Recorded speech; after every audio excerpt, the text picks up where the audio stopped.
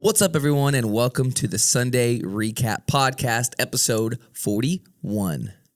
41. Dirk Nowitzki podcast. He's number 41. That's why I said that. Okay. Anyways, few will understand what that means. I'm not even sure what that is. Mike Flores will know what that means. I'm not even sure who that is.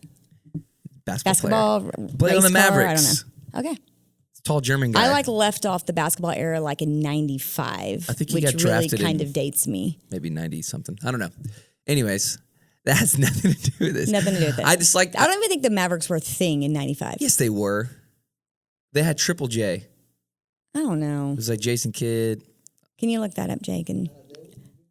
They were before 95. Trust. Okay. Trust. Anyways. I'm out of my element here, and I understand that. Yeah, I'm about to say, debate I'm basketball. Out. Let's get back into your element. This Sunday's message. You was in your element this Sunday. Let's go. Sunday was fun. Yeah. Well, I think you're also probably in your favorite, some of your favorite topics of all time. I'm in my topic. I'm in my season. If there was and we're kind of in this Christmas mindset thing, which is really your favorite topics, is the mind and Christmas. Yeah. So we're there together. So this Sunday, you pulled me on stage as well. We'll get into that in a second. But before all of that, how was your life during this Christmas season? How are you feeling? Last week was tough. We had so much going on. So I think I joked, but I wasn't all the way joking about the two almost mental breakdowns last week. But now I'm coasting. I got some of these big projects I had to get done. It is Christmas season as a mom, for the most part. I can't speak for all family dynamics, but for the most part, I would say that moms have a lot of extra responsibility. I've seen a lot of stuff on my feed of moms laying in bed during the Christmas season versus dads, and it would be class parties, teacher gifts, all these different things. Did you get the turkey recipe? And your brain was just da, da, da. And then it was guys, it was just I wonder what a monkey would do if they were fighting a gorilla, that kind of things. So yeah, definitely as a mom, it's a busy season.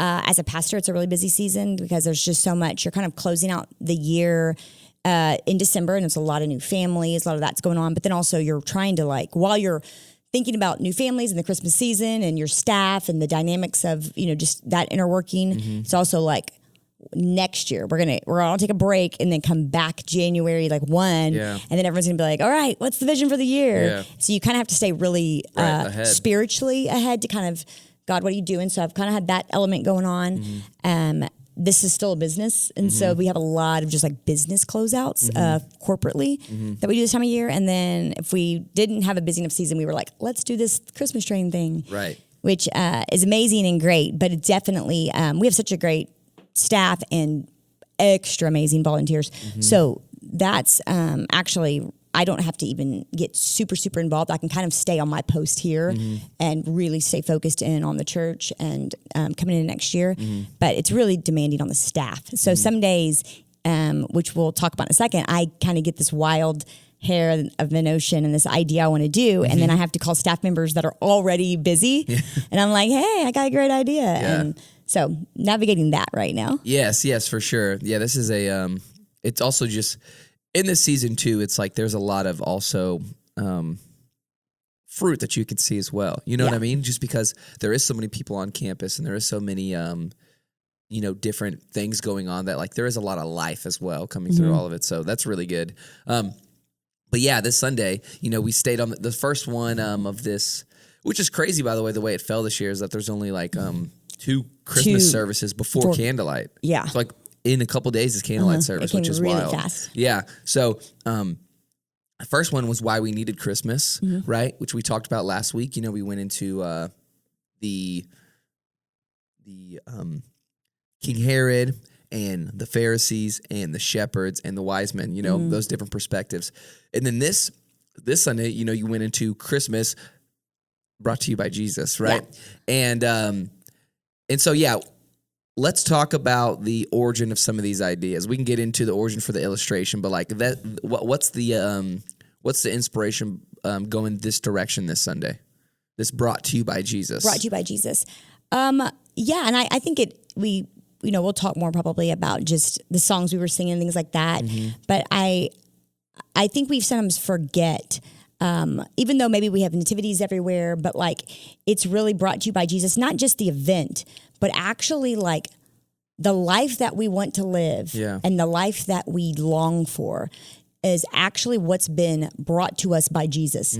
Now, do we always take that life? Not always. And I think when we stop recognizing that Christmas and what Christmas means was brought to us by Jesus, we actually kind of leave him out and we try to go gather those things on our own without him. And so I guess I'm meaning that in regards to just Christmas. Sure, it's a time of year, that's whatever, but it's really like this very ideological time of year that we're like, everything is perfect and cozy. Right. And Hallmark movie. movie. It's really children laughing, people passing, greeting with smiles. It's like everyone's happy. Children are laughing. They're minding their manners. They're all matching. They're wearing plaid. Like life is just perfect. It's kind of what we play like for Christmas. But it's really just kind of going like, but that even that idea of life being peaceful and joyful and wonderful, that really what God wanted us to have. Right. And he used Jesus as a way to bring that as something that was an attainable reality. Not that we wouldn't have hard things in this world and life wouldn't be crazy, but there's a peace that we have available inside that we can build our lives around when it's planted in Jesus. And because of that, our whole family can benefit from that foundation. Right. Yeah. Yeah. That's really good. And, you started off talking about the songs. We actually talked about the songs a little bit on last week's podcast, just kind of talking about how a lot of these older songs you end up singing over, businesses and your families, and you're actually reaping the benefits of praising the Lord, but then we kind of went into this Sunday, maybe talk about that illustration, how you came up with that and things like that. Yeah. Well, I don't know, but I have to give you and Tyler shout outs for y'all's flexibility. I was over here message prepping and I had really not put a whole lot of time into that part of the message all week. I hadn't even thought about it. Because I was doing mom things. And so I'm sitting in there and all of a sudden I'm like, I have this idea. So I think I texted you and Tyler like, I have an idea, but it's kind of last minute. I don't know if y'all can pull it off. And I'm like, how about we do a meeting in the pizza building at 7:30? And just kind of threw this idea at you guys at just kind of showing the difference in those two narratives. One that is really consciously aware of Christmas being brought to you by Jesus through his blood and why he came. It's so crazy to me. Like I said, we're at Macy's, we're at the mall, and it's singing songs like "To Save Us All from Satan's Power," like real casual, like da da da da, just like, and everyone's just singing about that the baby's gonna come and save us from Satan's power. And everyone's like okay with that somehow. But I feel like if we were to put that in a modern Christian song, people would be like, "Whoa, you can't say Satan." We here. sang a song on Sunday and worship it. Everyone like eyebrow up. Yeah. So this Christmas music is really quite powerful, and it's the lyrics and the things. It is the gospel. It is repentance. It is our sin. It's our darkness. It's hopelessness. It's all those things that are written into it. And so being able to kind of almost have this like little parody going back and forth of like this like deep like oh my gosh lyrics, and then like all I want for Christmas is you, and that's, everybody's ringtone this season. Right. Yes. And I also give some credit to the congregation. They really joined in and sang with us. Oh man. Yeah. Thank you guys. It was awesome. Yes, that was. We were nervous about that. Fun moment. Yeah. Yes. Yeah. So them joining in and caroling with us a little bit, but and then just going back and forth, singing these different Christmas songs, from different, perspectives. I don't have the list, but off the top of my head, I think Tyler starts with Silent Night. And then the next one we go to is It's Beginning to Look a Lot Like Christmas, and then Tyler goes to Hark the Herald, and then we go to Jingle Bells, right? And then it's, I think, Oh Come All You Faithful, and then we go to White Christmas, and then Oh Holy Night, and then All I Want for Christmas Is You. It's funny. Even the song titles too are just like so much more powerful than the secular songs. And we drew straws, and I got secular songs, so I had to sing. Well, y'all did great with it. Yes, it was fun. It really was fun. But even like writing, like giving Tyler like the list of songs, I was like just highlighting, like make sure you say this verse. Yeah. And I have a plaque on our fireplace, and it's Oh Holy Night, and there's actually 3 verses that we don't usually go into. But the second one and the third verse, it's just all bars. Like, oh my gosh. Yeah. It's so powerful. And but we leave it kind of on the shelf. We're very comfortable with these very powerful things because we've heard it so much. But if you really stop and pause to see what that says, there was a lyric in one of them that says like, born to raise the sons of earth. I think I talked about my message. Yeah. Born to give us a second birth. Like, hold on a minute.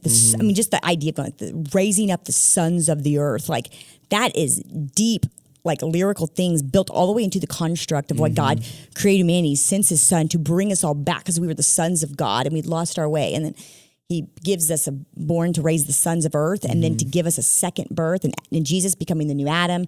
I think my theology depth has grown so much as I've been a pastor. And so those little one-offs, I'm like, hold on, that right there. What that means is, so big.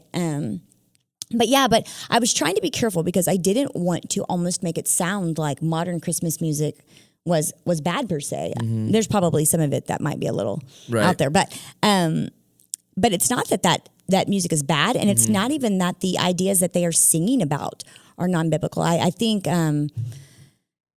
What was the first song that you sang? It's beginning to look a lot like Christmas. I think that's one of my favorites. I love it, and I love the other one. Have Yourself a Merry Little Christmas. Yeah. Like I love those, and to me it's like there's going to be this Christmas. I'm going to wake up and life is going to be perfect. Everything is going to be perfectly decorated, and I'm going to make a turkey and it's going to taste good. And that'll be a stretch already, but it will. And then it's going to be perfectly roasted with some like fresh rosemary, and the children are going to be playing. And so this song, "Have Yourself a Merry Little Christmas," it's just like playing in the background of this world, you know.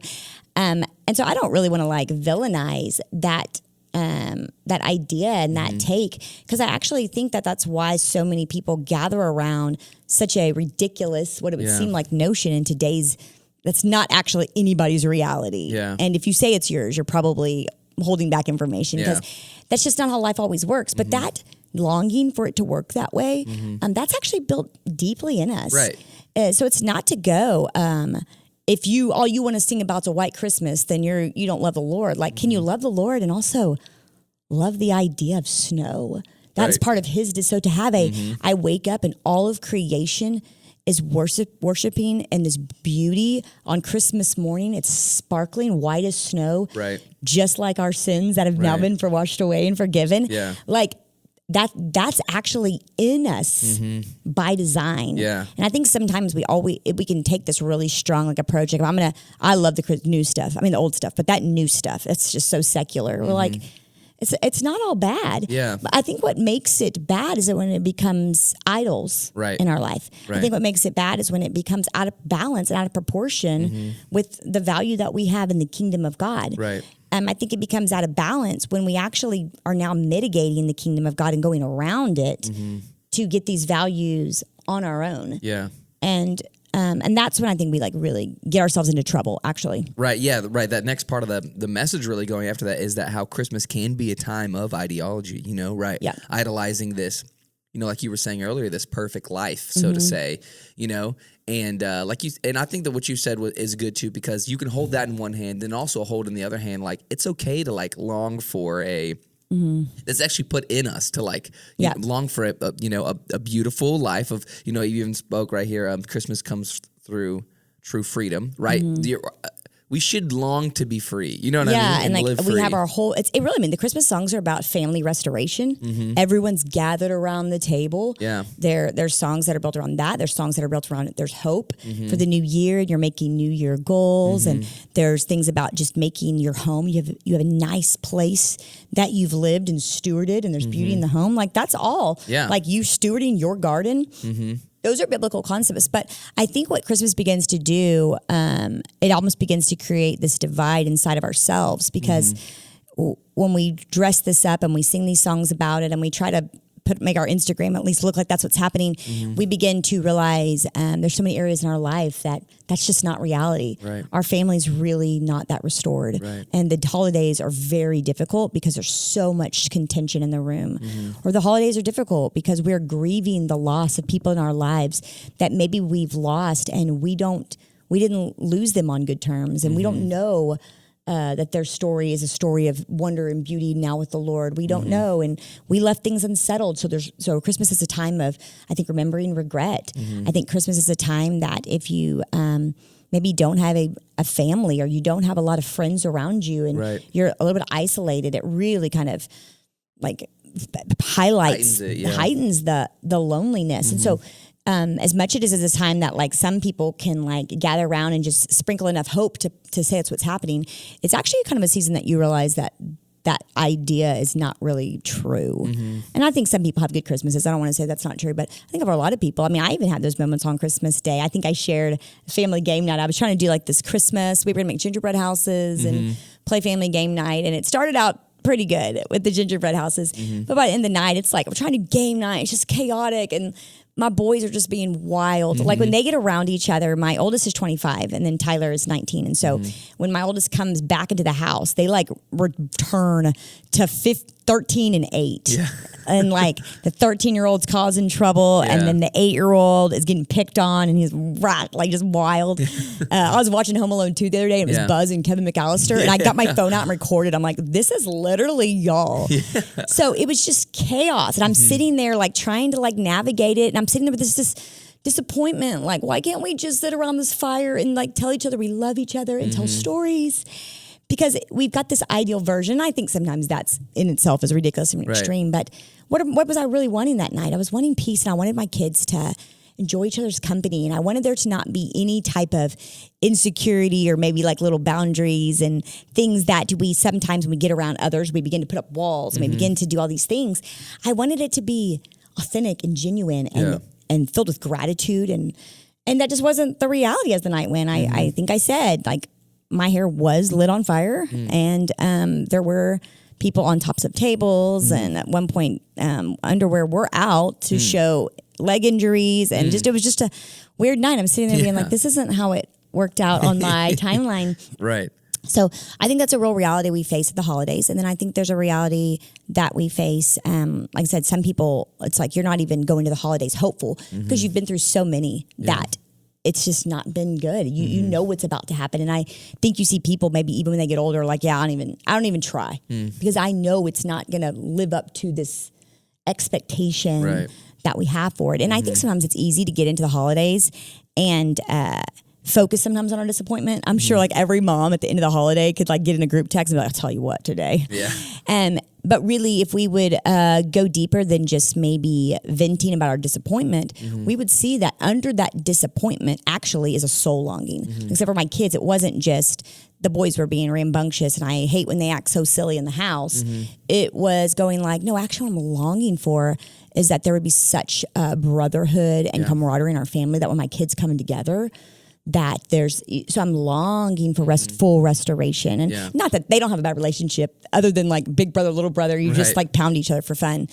But beyond these unmet expectations, really it's a soul longing that we're missing, and we've tried to strive to get there. We've tried to do it our own way. But we're unsettled. And I think that's what Christmas kind of reminds us of sometimes when we're honest and alone. Yeah. You know, you talked about, even for a brief second, but I was wondering if you can go a little bit deeper into like the origin of I mean, not really the origin, but in your life, that without the cross, there would be no Christmas. Yeah. You know, you shared about that and how that used to be like a sign in your yard and things like that, and your dad used to do that. Oh, and it was more than a sign. I was keeping it casual because I didn't want to go down the trail. But since you're asking, my dad, he just really believed like the whole reason that Christmas was happening, which was this, it's perfect baby, everything's wonderful, it's new, fresh life, was actually because the cross was the reason. It was not only that's the reason Jesus came, but that life that Jesus was announcing would be created by the cross, not the birth really. I mean, we really decorate Christmas as like, it was actually the announcement of these things, but it really wasn't the finality of these things. At the cross, he says, it is finished. And that was the finality of it. Christmas is really just the announcement of it. It's stirring this hope, which is kind of where we are sometimes in our life. Like, not that it's not finished, but maybe it's not been finished for us yet because we haven't received that. Yeah. So Christmas is a time of going like, okay, buckle down, get in hope here, and go after this in your life. And so, Dad had this saying, without the cross there be no Christmas. And I remember he like preached a message, I think, about that here. And it kind of like caught on and everybody really liked it. And so he probably had him a midnight idea, like me calling you guys, and wanted to do a scene in our front yard. Yeah.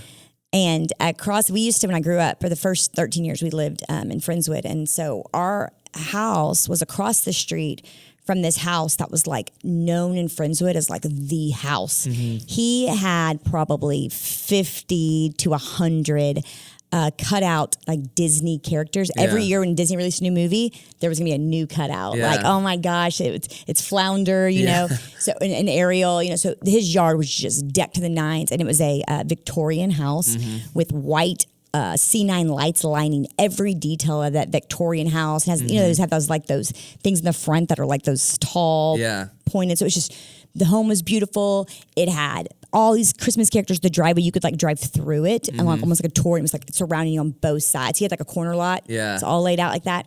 And even in it, he had Cinderella's crystal carriage. Oh, wow. And then inside was Santa. And some years Santa would even be alive in this. So this was like the thing back in the early 90s, late 80s for Friendswood. Everybody would come to see this marvel. And so my dad decides that would probably be a great time for us to witness about Jesus. And so he proceeds to put up a cross with people all at the cross, Mary and Joseph and all the people that were crying at the feet of Jesus. There, while also having a Jesus on the cross wearing just a loincloth covered in blood with a bloody crown. And so I felt like it really kind of put us sideways with a lot of people in the Friendswood area coming to see the Disney show. Right. And it was funny. I remember it being just, some nights were just freezing. It was kind of like the original Christmas train. That's what the church would do. And everybody would like take turns getting on this cross. And in fact, Josh Heiberger, Jordan Heiberger works on the staff here, and Josh's wife, it's his mom, even volunteered because she had like brown hair. And so her loincloth, you know, was a little more around, but she got on the cross as Jesus. And it would be freezing cold, and they'd like put fans up there. So we did it there for years, and I think we got run out from doing that. And then when we moved to Alvin, we kind of had that going for a while. But that statement just kind of remained. And I feel like, man, the significance of really those two stories, or you can't separate one from the other. Right. Yeah, for sure. I mean, I even think like the way that we tell, you know, the elf show at the Christmas train every year, right? Like it's always like, at the end we read the Jesus story, you know, and then even the way that the train ride actually goes, you know, like it always starts with the birth, you know. But, you know, you can't tell that story without including the cross. You know what I mean? Like you said, it's like that's the reason for the season, you know, like what is the reason for the season? His birth, like really honestly, the cross is the true reason for that, for the season, you know? And I even think that sometimes as Christians, we really magnify the birth because of the nativity scenes, you know, and not that we'd forget the cross, but the cross, we'll get to that in Easter, you know? And and the birth, I think, represents the soul, right? The idea of like this precious child coming in, and it's, you know, so we love that part of the Christmas story. But when you get into like the cross stuff of the story, that feels like inappropriate to the story. I'm talking about this innocent baby. I'm like, y'all got this cross. Like, I remember going to Santa's Wonderland, and it was just all Santa, you know, normal Christmas images. And at the very end, all of a sudden, there was like this whole like tomb scene and like this ascending Jesus with angels everywhere. And I was like, this is so weird that to be right here. But the truth is, like, it's only weird because we don't like to focus on the death and the destruction, the things that actually brought us this freedom. We just want to talk about this ideal, but we don't actually attain this ideal because we won't actually spend enough time dealing in this, the sacrifice, the cost to get to that freedom. And I want to talk about what you said for a second earlier about hope. You know, sometimes that we glean to that feeling and these things of because there is no hope for us sometimes in this season, you know, and then even going back to how you were speaking on Sunday about the time period where Jesus came in, there was not a lot of hope in that time or you know, there was a promise, you know, but it seemed like years away. It seemed like it was never going to happen, but we can find ourselves also in the same mindset that, you know, the people of that time were living in pre-Jesus, you know, there was no hope.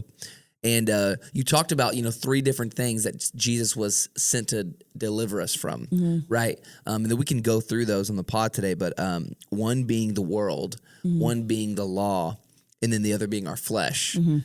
So I know that we spoke about a couple of these actually last week, so maybe we can focus more on The flesh side. The flesh. Yeah, last week we kind of like leaned into like the world kind of representing Herod. Right. And then the law really representing the Pharisee spirit. And then the flesh was another one. And there's some other places.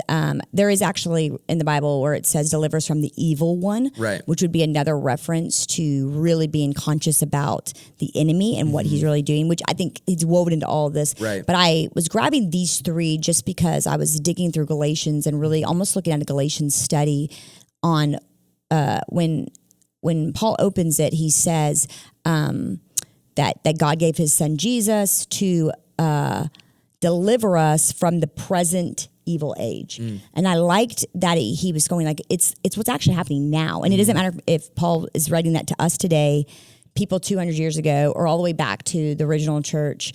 That message is, there is present evil going on today. And if you're not aware of what that is, how can you be delivered from something you're comfortable with, right, and you don't even recognize the problem? And so then he went into Galatians and kind of spent framework for kind of just talking about each one of those elements. Right. A lot of time he was talking to the Jews about the law holding them.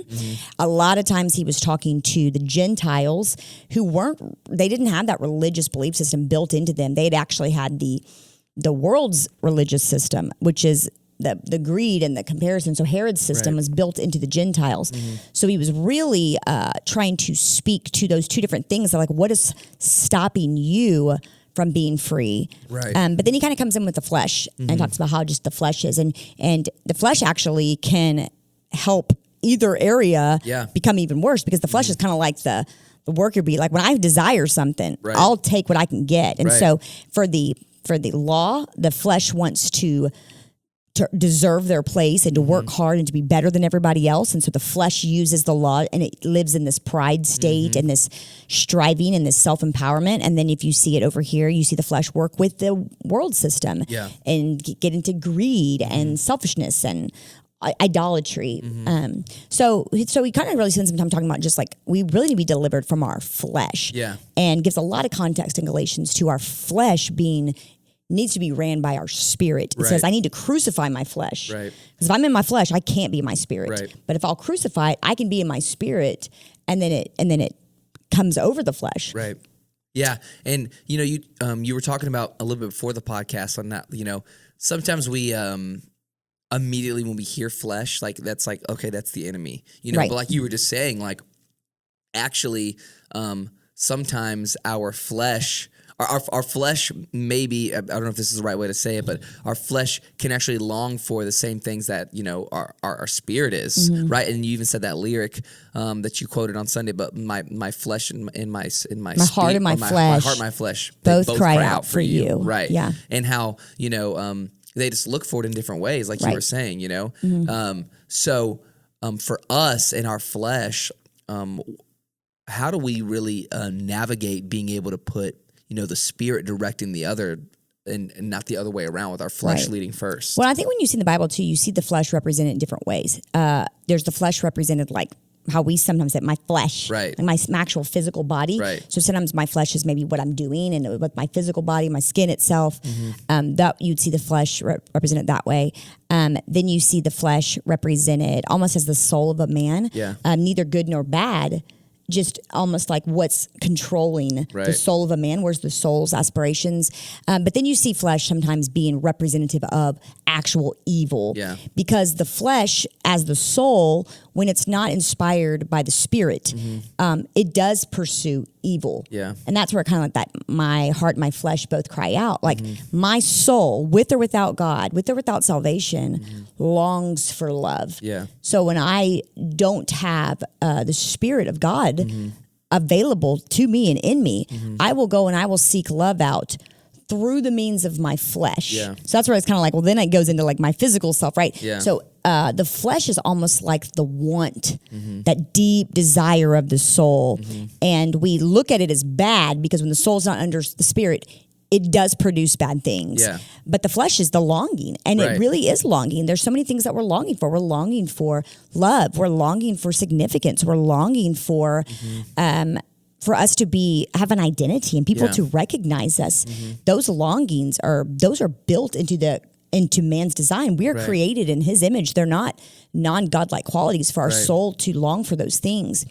But what makes it evil or what makes it dark is because then we try, when we don't have our spirit, after the fall of man, we no longer had a spirit. We had to get a spirit through salvation. Right. And now our soul is just hungry, but it has no means. So it begins to do what it needs to do to get what it needs to get. Right. And that's where the flesh becomes this wanting, this longing. I think we maybe talked about Vegas on Sunday. You Did I tap into Vegas, little Vegas? Yes, you're like, exactly. You're like, sometimes I find myself in Vegas and you look around and you're like, oh, this is Flesh City. I mean, it's called Sin City. It's called Sin City because it's like representative of our flesh going crazy. Right. But that's where it's getting that reputation. It's like when it doesn't have the spirit, it needs everything, and it's going to go and take. You need love. We got you.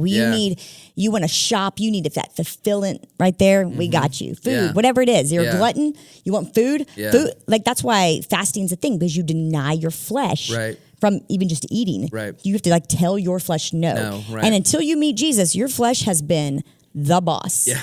Like this whole time. Yeah. I mean, you watch children. What are temper tantrums? The flesh not being like to be told no. Yeah. And so you've got to train it to be underneath the spirit. Absolutely. So I think that's a good perspective too, because I think if if you're new to church or if you've been in church for a long time, I think there's sometimes is like a confusing thing of like, okay, my flesh is negative and I always have to, everything that comes from the flesh is wrong, And I think there is a unique perspective on that, what you're bringing is that sometimes the flesh is actually looking for the right things in the wrong places, you know? It's the desire, which God gave us desire. If we did not have the desires that we had, we would be so unmotivated. Like you take women away from men. I mean, I don't know, I can't speak for all men, but like if James didn't have a desire to have me, he would just be like in a house with like a mattress, like probably without a desire. He has his tuna. He's he had his tuna packets in his mattress. And so God's built things into even human dynamics with male and female. And there's certain desires that they both have that motivate them to become everything they're supposed to be. And so, but the flesh without our spirit gets so ravenous and it's getting hungrier and hungrier. Yeah. And it needs love. And so it's trying everything it can. And every time it tries through this evil way to get it or this way that's not designed by God, it's only making the desire even stronger and stronger. Reminds me of that song, the Urban Cowboy one where it's like looking for love and all the it reminds me of that, I mean, if you are looking for it in the world, you will find worldly success, but it will never really reach that full desire that it will never quench your thirst, right? And then it actually kind of like makes you even thirstier. And so you just kind of keep, and we've watched this. I mean, it's hard to see like in our lives sometimes, but we watch like the Hollywood culture, the celebrity or the culture of the rich. It's just like they get this and then they're like, not enough, not enough. And they get all the way to the top and they're like, okay, I don't know what to do here. My mental health, we've got all the suicide on the rise, all the anxiety, or they just like leave their post and they disappear. Yeah. Or they turn towards some version of spirituality. So, yes, because they're going, you can't get it. Right. And so that's what the flesh is doing. It's built to like move based on desire. Yeah. So when your flesh now is under your spirit, your desires become spiritual desires. Yeah.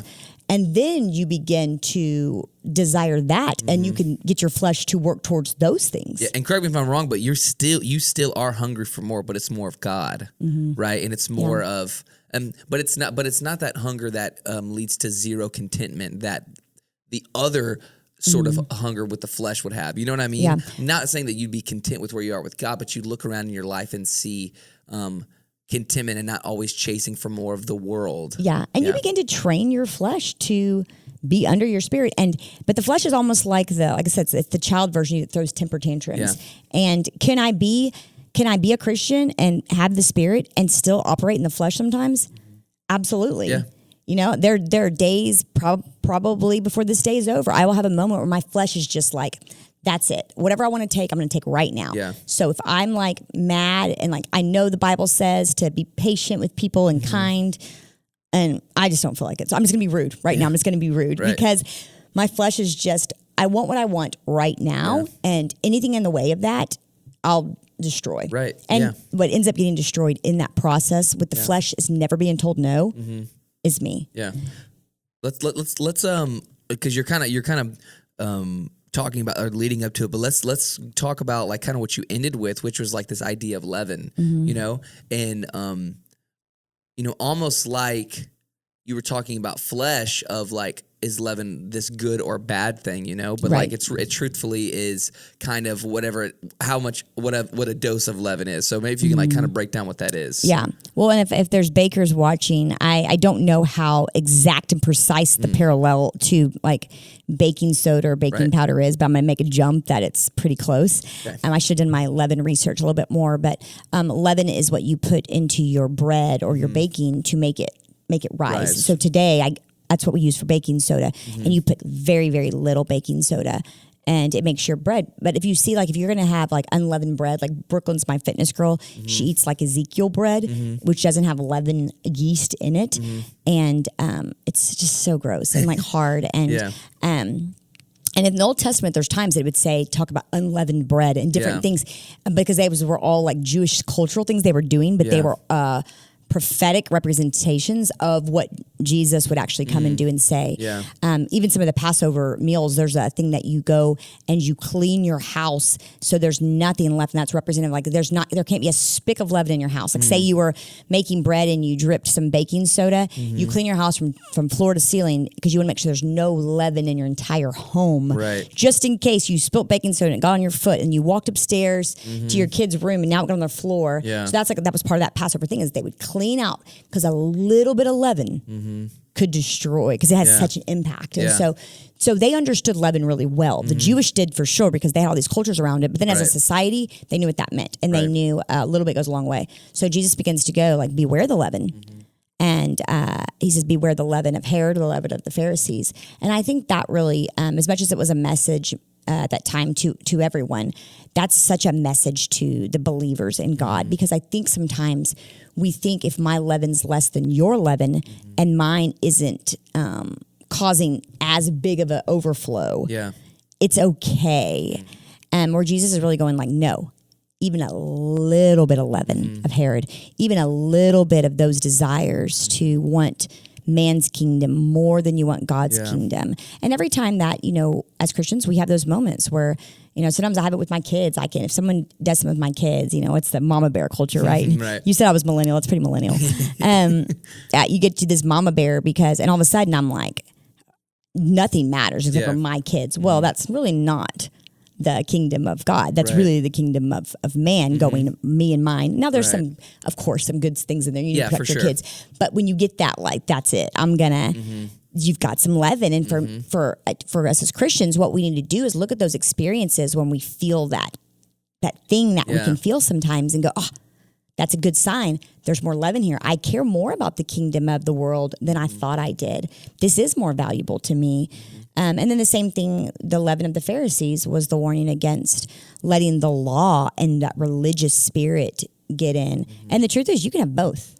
You can go back and forth between those two things, and just a little bit of that leaven will begin to destroy. And over time, like a piece of your belief system that isn't in alignment with the kingdom of God, that's not dealt with when it's small, it will just continue to grow and will become part of just who you are. You won't even realize it. So he's going like, man, you got to look for the leaven. Yeah.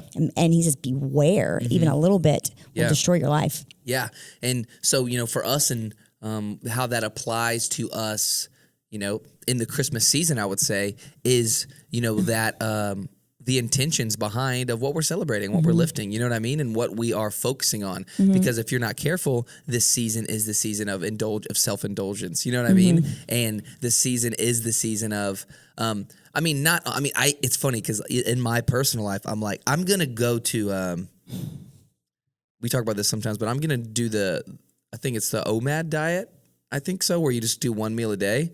Because during Christmas holiday season, it's cold, so I'm just gonna eat a bunch of stuff to keep me warm. You know what I'm saying? I recommend the OMAD. Yeah. That's what anytime I lose weight, that's what I've done. Yeah. And it's also you kind of have the benefits of fasting because you go for like almost 24-hour fast every day. Mm-hmm. And you can, and the one meal, it's one meal, so you got to focus on it, you know. Mm-hmm. And so yeah, I mean, but I'm saying that to say that like this. If you're not careful, this is the season. I think right now the trend is to go on your winter arc, which is like go lift and wear like hoodies so people don't know how ripped you are, and then pop it out when you get to spring break. So maybe we're all on our winter arc. But I'm saying that to say that during this season of the year, this could easily be a season of I'm going to say yes to everything that my flesh desires. It's easy to get really me and my kingdom focused. Right. I got to get my kids' presents, my this, my that, my whatever's happening, my vacation time, my end of the year bonus. It's really easy to do that. And I think actually the Christmas train is something that's been such a blessing to our church as a community. Yeah. It's definitely a lot of work, but what it is, it's going like, hey, this Christmas season, what if we don't make it about us? What if we actually sacrifice and serve this season instead of just, and there's needs to be balance in it, but to go like, man, what if that becomes part of that is the family tradition that we all are serving together and giving towards others and not make it so self-centered. Yeah, I think you're right. I think we do tap into something, not to brag, but on this campus, just because that is a lot of the heart of our congregation during this time.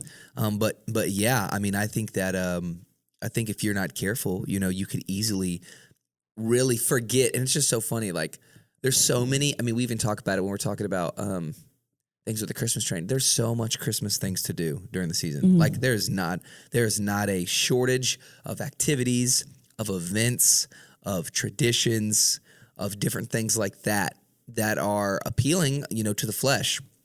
Like I said, I don't want to like demonize all of those things because I think those are fun. But I'm saying that the law wants you to demonize it though. Yeah. So it's like we always talk about pendulums. Yes. And it's like, man, we go from like, it'd be good if we kind of sacrifice some to like, kids, we are working at the church. And if y'all don't, one year I asked James to help me with the Christmas presents. Yeah. Because I usually do like all of that. And I'm like, hey, what do we need to do? And I was like, I want to get your opinion, give me some help. And he's like, well then, if you want me to get involved, we're just going to take all their presents away, give them $300, tell them to go shop for other people, give it all away, and then go to the food bank. And I'm like, all right, you're off the team. That's too far. I understand that maybe I have gone too far this way, but we need to have media. I can't just ruin my kids' lives. Yeah. Like you might have a revelation of giving, but they're 4. They don't have it yet. And like I said, I don't want to like make that be like if you guys go to different Christmas places, like shame on you. No, I'm just saying that there's not a shortage of that, Yeah. So like you can easily really lose the meaning behind the season because you're so focused on the experience that your family could have of like fun and these different indulgences. But like really, I mean, I even like it was funny, me and Jake behind the camera here, we were like, okay, what kind of campaigns are we trying to push for the candlelight service, right? Like what do we want to say to families, inviting them in the announcement video and these social things and stuff like that. And we're both sitting here, and he was like, "So what is candlelight? Like, why do we do candles? And then I was like, and I like started to like speak, and I like got halfway through, and I was like, actually, no, let's go to Pastor James' office, And so we went in there. We're like, so what is the significance? And then he was talking about recentering Jesus in our lives. This is the time where you can choose to recenter. Now, some of us have Jesus in the center of our lives, but this is a good opportunity, this service, to recenter Jesus in your life. As the light of the world, and the significance of candlelight, and also when we, you start on stage normally with we pass it, right, and so I think that Christmas time is a good time, whether that you are living your life 100% for Jesus, or if you do feel like whatever happened in your year or in your life that you have, been missing that this is a good time to recenter Jesus as the light of the world in the center of your life, And I think that with that being the focus, you won't find yourself, like you're speaking on this leaven, you won't find yourself like leaning too far another way, that you'll really have that in mind and let that be the forefront of not only this season, but your life. This is a really good time. I'm glad Christmas comes before the new year, because if I can recenter, you know what I mean? If I can recenter Jesus to be the light of my life during the Christmas season, I hope that habit carries to 2026, and let that be how I live my life. Yeah. Not how I recenter. Right. And how I just kind of like do my check-ins. How you end things, a lot of times, how do you end one season? A lot of same ways as how you begin the next one. Mm-hmm. So are we ending this season with the focus on Jesus? What does next year look like for us? Does it look like more of the same of these indulgences? I mean, we all love to get our New Year's resolutions. I do. I love I love New Year's resolutions. I love Mondays, because Mondays is when you can start the diet and start the workout plan and everything like that. But, truthfully looking a little bit deeper than all of that and centering Jesus in our lives, I think this was a great message to be able to point to that. Like Christmas brought to you by Jesus. Even when you told me that message, or even when you told me that title, I thought for a second it was a parody, because it's like And I think your point of that title was like Christmas. By the way, guys, it is brought to you by Jesus. It's even bought for you by Jesus too. We were like going through words like, should we say sponsored by? Right. Because he literally paid for Christmas to happen with his life. And to me, when you said that, I thought it was a parody, because I'm like, oh yeah, that's so obvious. But like, is it for us? Is it in our culture? Yeah. Is Christmas, I remember growing up, and I went to, I had a good mix between going to Christian and public schools. And so the Christmas time celebrations was really funny, because it would be, full Jesus and then whispers of Jesus in the public school, right? And so it was like Xmas. And I remember being in kids' church, and when we were living in Texas City, and it was like the sermon of, people trying to take Jesus out of Christmas, and taking the word Christ out of Christmas and making it Xmas, and I even think it's funny too, just to reiterate the fact that like we all say Christmas. Believers and non-believers celebrate Christmas, and that name Christ is being said so many times. Like it's crazy how we can lose sight of that when that literally is the name of what we're celebrating. And what we're lifting. We've replaced it with an X though, right? And replace it with an X. It's easier to say that way. It's just easier to say Xmas. Well, same amount of syllables. I don't think it's easier. Maybe easier to write, but But I think that is. I think that is just a great reminder, and a good thing going into this candlelight service. These last two messages, why we needed it, and then to let you know that it is brought to you by Jesus. It's actually the whole reason. Yeah. And I think it's just really a call, an opportunity to dig a little bit deeper, right? Like dig deeper into the areas of our life where we find that frustration and that fear. Those are probably areas that there's some leaven and we need to be delivered from. But in the areas in our life that we go, okay, well, Jesus is honored here. Is he really? Yeah. Because I'd say just as bad as we could be, like you talking about going public to private school. Yeah. And you go to public school and it's just Santas everywhere. Yeah. Right? We're just That's so focused on the figurehead of Christmas over here. Well, then you go into the Christian world and there's mangers everywhere. But if neither one of them have revelation, it doesn't matter what your Christmas figurine is. Yeah. But what do you really believe? Right. And do we believe in the ways of Jesus? It's it's almost like it's not just about this birth and this cross, but it's everything in between. Yeah. And kind of going back to where we started, you go back to those Christmas songs, and we're all dreaming for our families to be restored, and we're all dreaming to not have lack and need, and to have our finances in a position that what are all those things? Those are actually biblical principles built in that Jesus says, well, if you'll come through me, you will have a healthy family, because I will teach you how to live by the Spirit, not the flesh, because the flesh will not let you be a great parent. You'll be a selfish parent, or you'll be a parent that feels guilty all the time and tries to overcompensate. Yeah. If you'll live by the Spirit, you'll be a great parent. And as you become a great parent, you'll create great children. And those sitting around the fireplaces, when it's centered around the principles of the kingdom of God, that's actually attainable. Yeah. Like how to get people to live, like, we always laugh about Miss America being like, I just wish for world peace. But it's like, we've tried it every way we can try it. We've tried it by force. We've tried it by just acceptance, and we're just going to throw love around like candy. There's still bad guys. There's still not peace. So if there's just one way to fill that desire, like what if we did it Could the world unite on doing it Jesus's way, where we live sacrificially, where it's better to give than to receive, where we take responsibility for our flesh, where we bring peace into environments instead of demanding peace, we create peace. Those elements of the kingdom. So it's not just, this message isn't just hanging it on the cross or the manger, but it's all the principles of the kingdom that Jesus was bringing to us. And he was going, not just, I'm here to deliver you, but actually you need to pick up my lifestyle and you need to begin living like me. Don't hold on to unforgiveness, because when there's harboring unforgiveness, a little bit of leaven of unforgiveness in your family, that will cause a rift in your whole family line. So you want to have it's being a little like Christmas under the tree. It starts with all year long walking in forgiveness. It talks about all year long, talking about you spending time daily with the Lord and feeding your spirit so that your spirit is stronger than your flesh. It is the principles of us making sure that we are a person that does like to give instead of take. And that way our pride and our ego won't get in the way. And we're constantly living our lives out in a way. Our bodies weren't built to just take. They were actually, God created us to give. And when we can start to activate those principles in our life, it might take some time. But what you'll be seeing are those songs that we love to sing, those fun ones, become a lot closer to reality. I mean, my home, I've always been a Christian, but I haven't served the Lord like I have in this season and really applying the principles of Christ to my life. Just the ones I liked. It was like a buffet. Right. But when I started pastoring, I really, because of you guys, I mean, I felt like if I'm going to talk about it, like I have to live this out.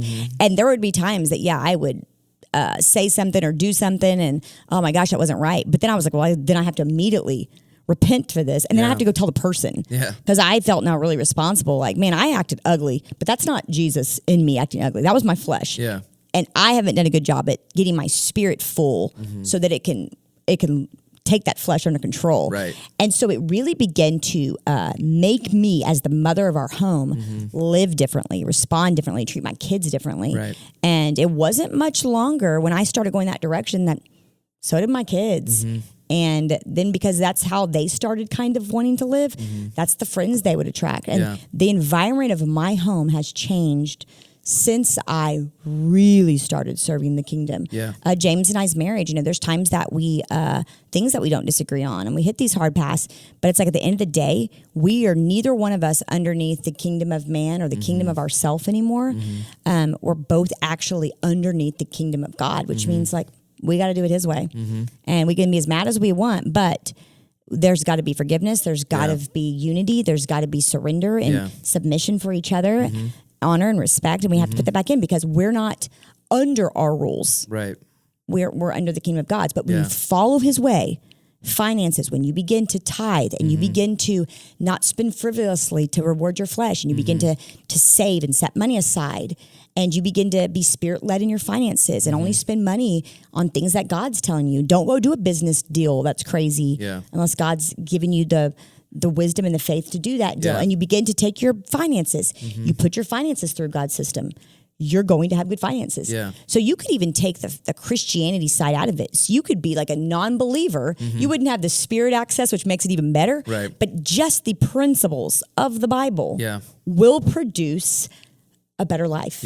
It's a wonderful life was the song. Why? Because that's what we are desiring. And that's what God did. He gave us, he designed us to build a certain way, and then he gave us the instruction manual of how to get there. Sin enters and it's constantly distracting, constantly trying to divert. But if we can get delivered from that and get in sync with what God has instructed us, those crazy notions might actually become realities in our life.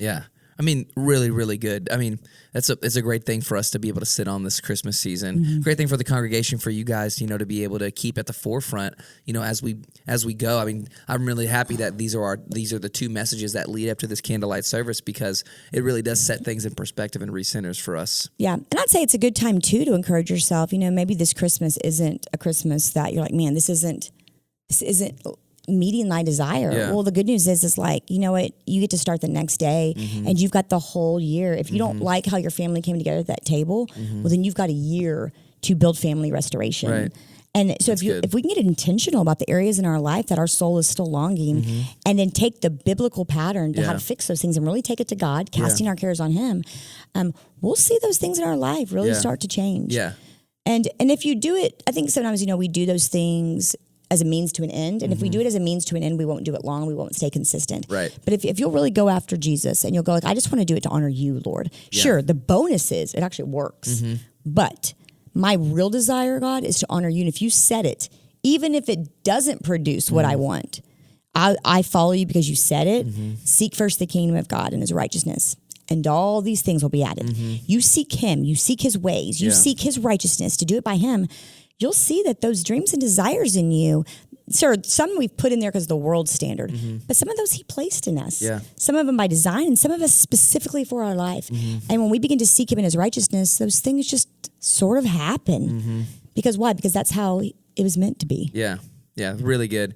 Well, I hope you guys can, there has to be a nice way of saying this, but chew on that for this Christmas season. It's really good. Sit on that and believe in that. I think that's good for all of us, Thank you so much for helping us, recenter the reason for the season, and not a corny way. I mean, that is a corny way of saying it, but it truthfully is, the true reason, for this. And it's a good message for us to, to like you were saying at the end there, like let's do it. Let's seek it for the right reasons. Let's get ahead and let our spirit lead us, not our flesh drive us, Yep. And let these desires, these good desires, let's find the good solution for those desires. Yep. Fill your spirit. And this actually might be our last podcast.